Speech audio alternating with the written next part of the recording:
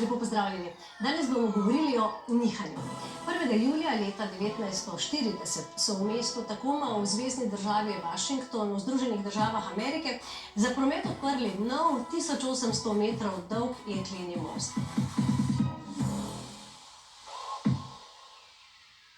7. novembra istega leta se je most zaradi vetra, ki je pihal s hitrostjo le 56 km/h, podaril.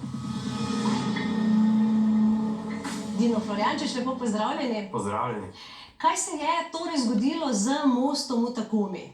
Ja, vetrna obremenitev je imela približno tako frekvenco kot ena od lastnih frekvenc mostu in to se je med sabo oba nihanja sta se vzbujala, ne? In zato je prišlo do zelo velikih amplitud nihanja mosta in zato se je podaril. Kako pogosto pa se zgodijo take stvari? To se zgodi zelo redko, ampak kadar pa se, je pa cena tega zelo velika. Zato je pomembno, da znamo konstrukcije nadzirati tudi z meritvami vibracij. Je vsaka konstrukcija niha, mostovi, stavbe, letala, celota niza. To je odvisno od materiala in dolžine ter debeline konstrukcije. Nihanje pa lahko neki konstrukciji tudi vzbudimo. In danes bomo govorili o merjenju nihanj oziroma o tem, kako znamo take dogodke, ki so se zgodili z mostom v Tacomi, preprečiti. Izmeriti znamo že zelo majhna nihanja in za začetek bova pravzaprav pokazala prav to in sicer na primeru te naše mize.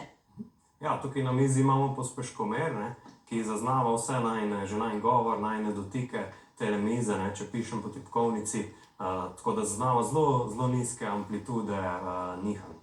Kaj pa se zgodi, če zapiskam?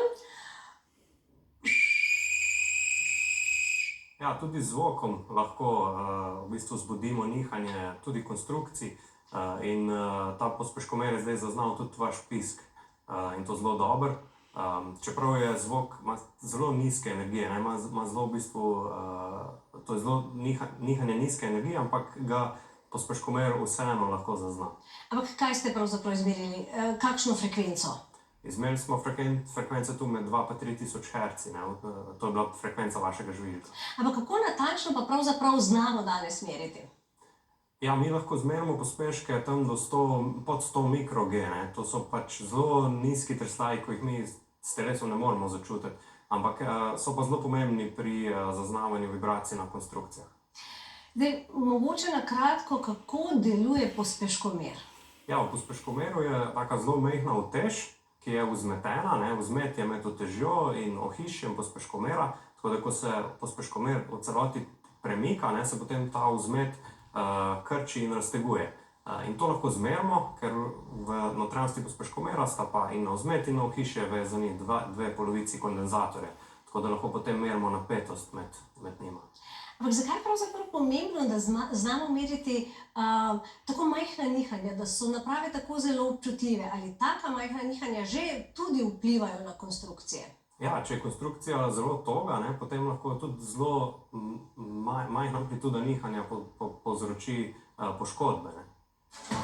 Merjenje frekvenc pa je pomembno za ohranjanje tudi kulturne dediščine. Slovenski strokovnjaki so med drugim merili, kako vibracije oziroma koncertni zvok vpliva na eno izmed najbolj znanih stavb na svetu, na rimski Kolosej. Kolosej, simbol rimskega imperija in največji amfiteater, ki je bil kadarkoli zgrajen, je bil nekoč priča gladiatorskim bojem, danes pa je med drugim priljubljeno koncertno prizorišče. Amfiteater, ki je prestal številne potrese, je ob koncertih izpostavljen dodatnim zvočnim obremenitvam. Slovenski strokovnjaki so zato na nekatere dele konstrukcije namestili pospeškomere in z njimi spremljali nihanje konstrukcije ter ugotavljali, ali bi jo lahko zvočne vibracije poškodovale. Zaznali smo zelo nizek nivo vibracij zaradi zvoka, kar je bilo tudi nekako za pričakovati, ampak s tem smo to potrdili in tako da ni bilo nobenih poškodb Koloseja zaradi tega koncerta. Prav tako v Italiji, natančneje v Umbriji, od leta 2013 izvajajo monitoring romansko-gotske katedrale iz 14. stoletja, ki je prepoznavni znak mesta Orvieto. Z meritvami spremljajo, kako potresi in morebitna gradbena dela v bližini vplivajo na njeno konstrukcijo. In ker je ta zgradba tudi zelo stara, potem lahko razno recimo izkopavanje kakšnih jam v bližini ali pa mikropotresi že lahko poškodujejo konstrukcijo. Zato pač ves čas spremljamo vibracije na raznih delih te cerkve. In na ta način je potem možno iz v bistvu podatkov, ki jih dobimo iz teh vibracij, analizirati odziv konstrukcije, njihovo konstrukcijsko lastno frekvenco, modalne oblike in na podlagi tega potem sklepati, ali je prišlo do kakšnih poškodb. V katedrali so na prečno ladjo in fasado namestili 13 takih pospeškomerov in merilnikov nagiba. Merilne naprave so namestili na tiste dele katedrale, kjer bi najhitreje lahko prišlo do poškodb. Pospeškomer in merilnik nagiba je v bistvu kar vse v enem, ena naprava. In merilniki nagiba v bistvu potem merijo, ali se je konstrukcija mogoče, ali se je kakšen steber povesil, trajno, torej po nekem potresu, če je prišlo do spremembe. Tukaj pa govorimo o zelo majhnih nagibih, ne stotinki stopinje, tako da pač tega s prostim očesom nikakor ne moremo zaznati. S pospeškomeri pa merijo vibracije, na podlagi katerih lahko izračunajo lastno frekvenco konstrukcije in njene nihajne oblike. Iz teh podatkov strokovnjaki ocenijo, v kakšnem stanju je konstrukcija. Senzorji zajemajo podatke 100krat na sekundo, 24 ur na dan. Podatki se ves čas shranjujejo in obdelajo sproti, če pride do presežnih vibracij, pa se sproži obvestilo. Cilj pač teh meritev je zaznati manjše poškodbe, da se potem lahko stavba še sanira, preden bi prišlo do kakšne hujše porušitve. Če bi prišlo do poškodb, zaradi katerih bi morali katedralo obnavljati, lahko s temi meritvami spremljajo tudi, ali jim je z vzdrževalnimi deli uspelo popraviti poškodbe in konstrukcijo vrniti v prvotno stanje. Tudi v prispevku smo slišali, da imajo stavbe lastno frekvenco nihanja in da jim nihanje lahko tudi vsilimo. Vzbujamo ga lahko z zvokom, lahko jih celo veter ali celo potresi. Doktor Anžej Babič, lepo pozdravljeni. Pozdravljeni. Poglejva zdaj nekaj teorije. Kaj je lastna frekvenca neke konstrukcije, neke zgradbe? Začneva lahko pravzaprav kar z nihalom, ki je, lahko rečem, zelo preprosto. Lastna frekvenca nihala je frekvenca, s katero to nihalo zaniha, če mu dovedemo neko energijo, naprimer tako, da ga izmaknemo iz ravnovesne lege in na to spustimo. Zdaj, zanimivo je to, da lastna frekvenca je v bistvu lastnost nihala samega in ne zunanjih vplivov. In zdaj, če vzamem dve enaki nihali, kot sta tile tu, in ju različno izmaknem in potem spustim, bosta v enakem časovnem intervalu naredili enako število nihajev. Zdaj pa, če vzamem naprimer tretje nihalo, ki je nekoliko krajše, bo v enakem časovnem intervalu naredilo drugo število nihajev. Torej, niha hitreje. No in zdaj število nihajev, ki jih ta nihala naredijo v eni časovni enoti, naprimer v eni sekundi, imenujemo njihove lastne frekvence. Kaj pa je potem še zdaj vsiljeno nihanje? O vsiljenem nihanju pa govorimo, če se pravi zdaj od zunaj periodično vseljuje neko obtežbo. V tem primeru potem lastno nihanje izzveni, nihalo pa začne nihati s to vsiljeno frekvenco. Zdaj, naprimer, če bi tule začel vsiljevati obtežbo, z neko frekvenco, ki ni enaka temu nihalu, vidim, da nihalo nikamor ne gre, ampak v bistvu se njegovi pomiki, njegova amplituda se bistveno zmanjša. Zdaj, najboljše pa je, ko se lastna frekvenca in vsiljena frekvenca ujameta. Kaj se pravzaprav takrat zgodi? Takrat pride do resonance. Gre za pojav, kjer se pomiki začnejo povečevati preko vseh meja. Zdaj, če govorimo o nedušenem nihanju, torej tam, kjer izgub energije nimamo, potem v bistvu gre ti pomiki res v neskončnost. Zdaj, na srečo je pri vsakem nihanju prisotne nekaj izgube energije, tako da se ti pomiki nekje ustalijo, razen če sistem teh pomikov ne more prenesti in se prej ne poruši že. No, ampak kako pa pravzaprav zdaj lahko primerjava neko preprosto nihalo in kompleksne, visoke zgradbe? Nitna nihala se seveda razlikujejo od gradbenih konstrukcij.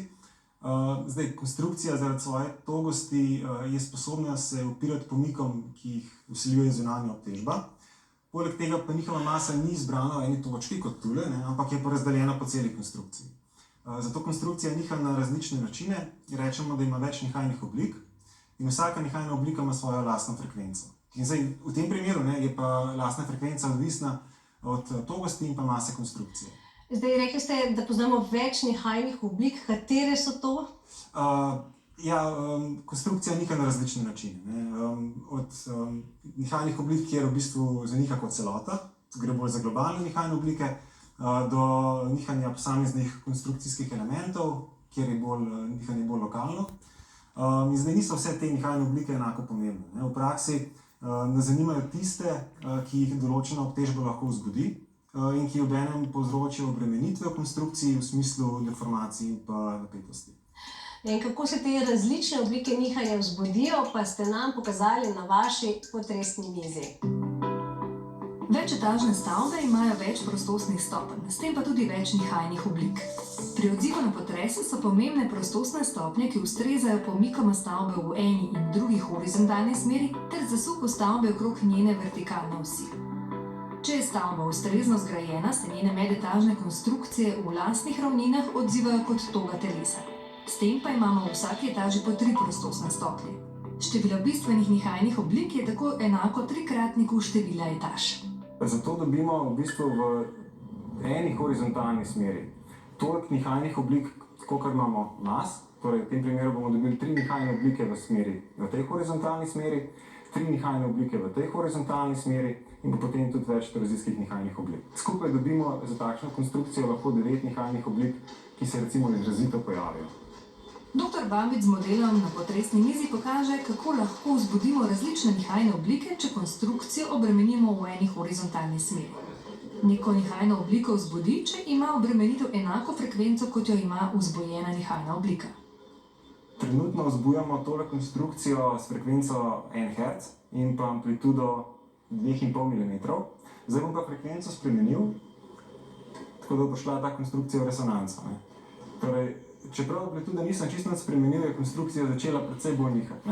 Vzbudili smo prvo nihajno obliko in vidimo, da se pomiki po višini povečujejo. Zdaj, še vedno so te amplitude zelo majhne spodaj, ampak na vrhu vidimo, da je amplifikacija precejšnja. Zdaj bomo pa frekvenco še povečali in bomo prišli do frekvence, ki ustreza drugi nihajni obliki. Zdaj vidimo tale trebuh, ki se tukaj razvije, še vedno je amplituda enaka, smo pa s frekvenco L drugo lastno frekvenco. Številne stavbe imajo nesimetričen tloris, kar pomeni, da je njihovo središče togosti izmaknjeno iz tlorisnega središča. Dr. Babič v modelu to ponazori tako, da togost poveča le na enem robu stavbe oziroma izmakne maso v nasprotni smeri. Pri takem modelu lahko vzbudi tudi kombinacijo translacijske in torzijske nihajne oblike. Če imamo stene razpršene po celotnem obodu, bo stavba torzijsko dovolj toga, da se bo v bistvu upirala tem torzijskim vplivom. Če pa imamo celotno togost zbrano na enem mestu, potem nimate torzijske togosti. Pri načrtovanju gradnje stavb sicer uporabljajo numerične simulacije, s katerimi analizirajo, kakšne so nihajne oblike in pripadajoči nihajni časi ter kako bo neka obtežba vzbudila te nihajne oblike. Pri projektiranju se zavedajo, da potres lahko vzbudi več različnih nihajnih oblik, obenem pa upoštevajo, da je vsak potres drugačen, zaradi česar se izrazitost posamezne nihajne oblike od potresa do potresa spreminja. Različne visoke stavbe po svetu so opremljene s pospeškomeri, ki neprekinjeno merijo njihovo nihanje. Zdaj, kaj so pravzaprav razlogi za to? Merjenje nihanja s pospeškomeri ima več prednosti. Zdaj, na osnovi tovrstnih meritev lahko spremljamo razvoj lastnih frekvenc in pa nihajnih oblik skozi čas. In zdaj, če se je lastna frekvenca na primer spremenila, je to indikator, da je v konstrukciji prišlo do poškodb. Poleg tega s takšnimi meritvami lahko kontroliramo predpostavke, ki jih uporabljamo pri numeričnem modeliranju in postopku projektiranja. Je pa treba biti pri tem pazljiv. Mi se zavedati, da različni nivoji obtežbe ne bodo dali enakega rezultata. Namreč, naprimer, če frekvenco zmerim pri ambientnih vibracijah, bo ta drugačna kot lastna frekvenca med potresom. Razlog je v tem, da bo potres konstrukcijo že nekoliko poškodoval, zaradi tega se je bo spremenila togost, s tem pa tudi lastna frekvenca. Tako da je treba biti pozoren pri interpretaciji. Zdaj, pospeškomeri pa so lahko tudi naši telefoni. Recimo v neki zgradbi imamo seveda ogromno telefonov, mobilnih telefonov. Kaj bi pravzaprav lahko dobili, kakšne podatke, če bi vsi naši telefoni obenem tudi merili nihanje? Ja, res je, pametni telefoni so opremljeni z majhnimi pospeškomeri. Ti pospeškomeri se med drugim uporabljajo kot podpora sistemom zgodnjega opozarjanja na potrese. To si lahko predstavljate kot mobilne aplikacije, ki prepoznajo potres na to pa preko nekega strežnika opozorijo druge uporabnike, ki so od epicentra bolj oddaljeni. Ne? In to je mogoče zato, ker je potovanje mobilnih podatkov hitrejše od potovanja potresnih valov. Ne? In to ni neka nova, recimo, ni to nek nov sistem, že prej se je to delalo na podlagi bolj konvencionalnih naprav, ampak zdaj, ko imamo mobilne telefone, je možno bolj pogosto te naprave postaviti in bolj in hitreje zmeriti, da je prišlo do potresa. Pa bi lahko bili ti podatki uporabni recimo tudi za načrtovalce zgradb? Zdaj, razvijalci teh aplikacij in pa raziskovalci, ki z njimi sodelujejo, te podatke res uporabljajo kot alternativa meritvam iz bolj konvencionalnih pospeškomerov. Seveda, mobilni telefoni bodo pri meritvi naredili večjo napako. Ampak teh podatkov toliko, ne, in v povezavi z nekimi naprednimi algoritmi, da je tudi del te napake možno odstraniti. Dr. Anže Babič, najlepša hvala za pogovor. Hvala za povabilo. Merilnike pospeškov oziroma pospeškomere uporabljajo tudi za merjenje odziva mostov na prometne ali druge obremenitve. S tem posredno ugotovijo, kakšno je njihovo stanje. Iz meritev vibracij lahko sklepajo, ali je na primer konstrukcija mostu poškodovana. Po celoviti analizi podatkov lahko napovejo dolgo trajanje mostov. Most v Tomačevem je eden izmed bolj prometno obremenjenih mostov v Ljubljani. Čezenj v povprečju vsak dan zapelje 40 tisoč vozil, od tega okoli 2 tisoč vozil težjih od 3,5 ton. Zato so nujne meritve vibracij mostu. Predvsem nas zanima takrat, kadar je konstrukcija pred nekim iztekom njene življenjske dobe in nas zanima, ali se bo še naprej obnašala po pričakovanjih.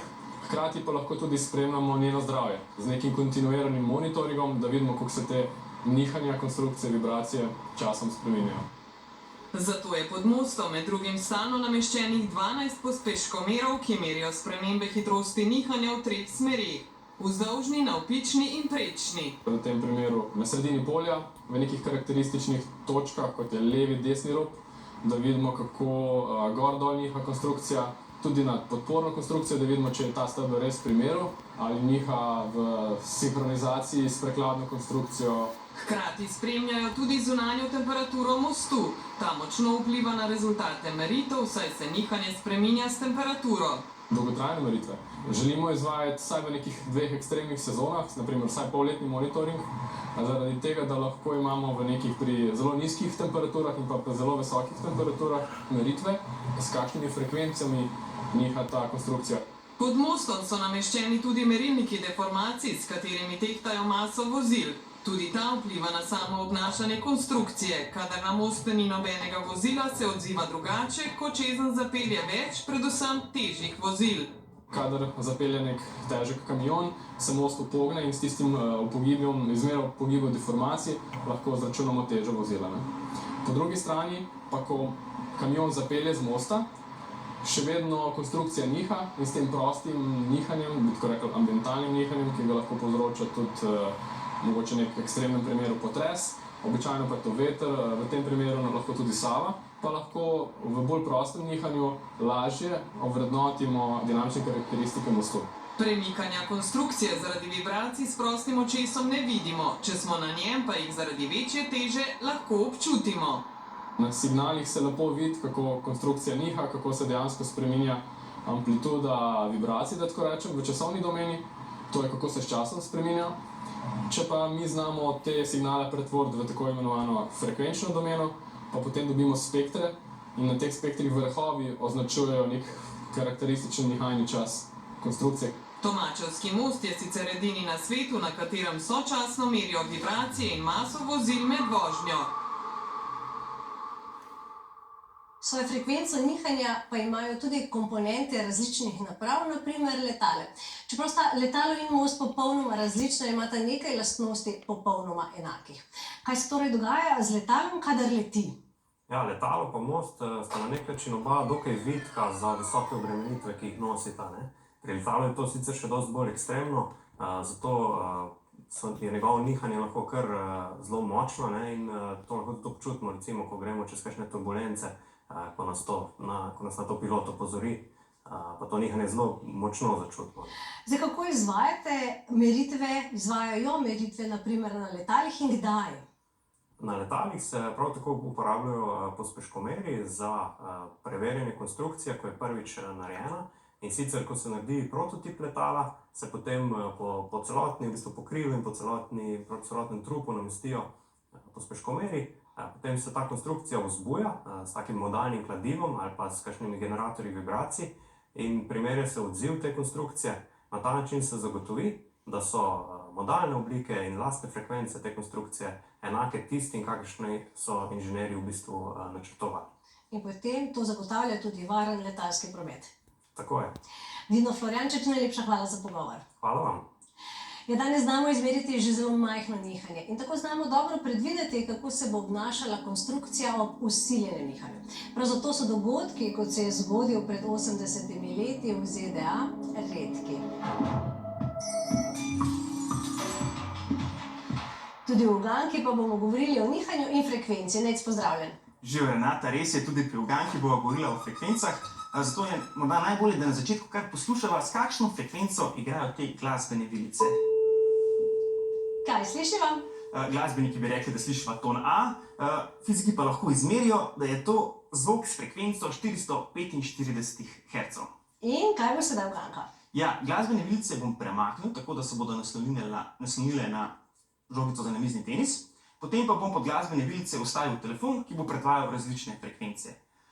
In današnja uganka je, pri kateri frekvenci se bo žogica za namizni tenis najbolj silovito začela odbijati od teh glasbenih vilic. Pri frekvenci A 250 Hz, B 440 Hz, C 900 Hz ali D 1350 Hz. Nec, če se ne motim, me pravzaprav sprašuješ, kdaj bodo glasbene vilice prišle v resonanco. To pa se zgodi takrat, ko se pravzaprav lastna frekvenca in usiljena ujameta. Nekaj sem se naučila iz današnje oddaje in to bi moralo biti pri 440 Hz. Ja, najbolje, da kar preveriva z eksperimentom. Bom začel s frekvenco 250 Hz.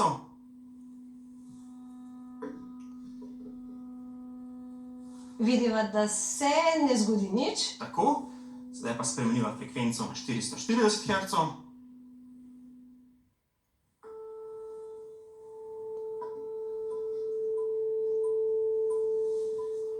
In žogica se odbija, mislim, da je to že prava rešitev. Tako je, lahko bi še preverila za 900 in 1350 Hz, pa bi ugotovila, da se žogica ne bi odbijala. No, še enkrat poveš, kaj se je pravzaprav zgodilo. Ja, na začetku sva udarila glasbene vilice in sva ugotovila, da je lastna frekvenca glasbenih vilic nekje 440 oziroma 445 Hz. Če želiva vzbujati take glasbene vilice, moramo ravno v pravem ritmu vzbujati in to je ravno pri glasni frekvenci, tako kot si rekla, pri nekje 440 Hz. Nec, najlepša hvala za to uganko. Z veseljem. Hvala pa tudi vam za vašo pozornost, vabljeni v našo družbo tudi prihodnji teden. V sredo na našo Facebook stran, kjer bomo objavili novo uganko, v četrtek pa na prvi program Televizije Slovenija. Nasvidenje. V Narodnem muzeju hranijo repliko najstarejšega glasbila na svetu. Neandertalčevo piščal, ki je popolnoma enaka kot originalna. Izdelali so jo strokovnjaki iz Zavoda za gradbeništvo, ki so prvotno glasbilo skenirali s posebno napravo imenovano mikrotomograf. Z njim izdelujejo posnetke notranjosti različnih predmetov ali materialov, ne da bi fizično posegali vanje.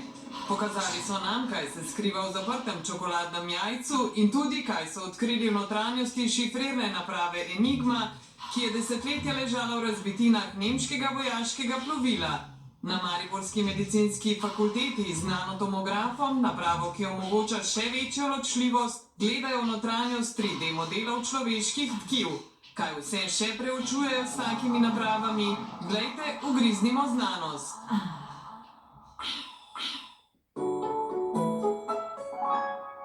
O namenu in pomenu dnevnih